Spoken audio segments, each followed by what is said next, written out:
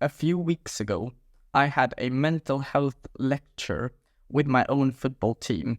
And we had this mental health lecture, and he talked about how we could improve our own mental health and also our own mental strength for us to use in school, in football, and all of these things. I feel like when he spoke about mental health problems, you always get a reminder of how common they actually are, even behind the most successful people in the highest echelons of society. And we have to always remember that mental health problems and also our mindset is something that we've got to constantly improve in order for us to become the best version of ourselves. And an example of this is David Goggins. He just keeps on challenging his own mind and trying to take it to new levels and try to take it to new depths that he haven't been able to realize yet. And obviously he's on the extreme side, but I feel like you can still do hard stuff every single day to start callousing your mind, as he said. During this mental health lecture, he spoke about the growth mindset and a fixed mindset.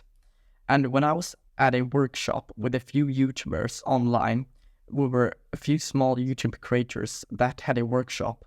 And after the workshop, we had gotten some things that we could improve upon our own channels.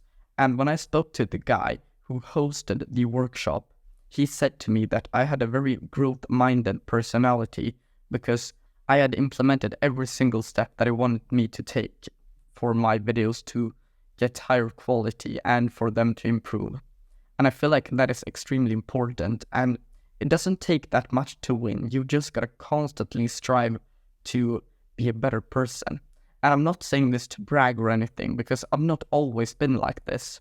It's been a gradual process that I've increased over time, and I've improved myself daily with small actions for me to develop more of a growth mindset. How we view failure is one of the most important things, because if you view failure as an opportunity to grow, then you will grow from failure. And if you see failure for something to blame on other people and to just blame on the world and blame your own circumstances, then it will become something that will break your own character. So we have to always make the decision whether we want to be the person who takes out the opportunity or the broken down character. But we all have some parts of both, and our initial reaction is always this one, where we blame other people and we blame circumstances and stuff like that. And when I've had failures, my initial reaction have always been blaming other people. When I have taken a step back and reflected on the setback that I've just had, I've always came to the conclusion that the right thing to do is to try to see this as an opportunity to grow. And that is always something that we've got to do.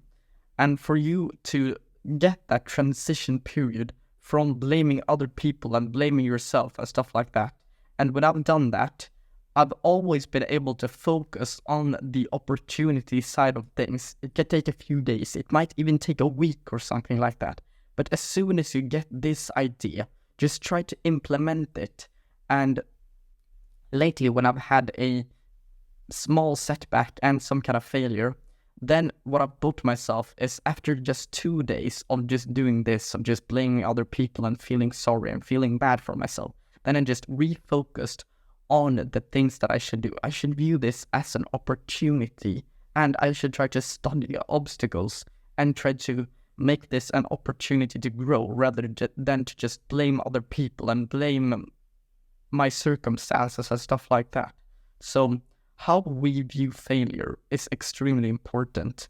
And a thing that I want to send with you is, when you're in the great times, start armoring your mind, as David Goggins says in his book, Can't Hurt Me.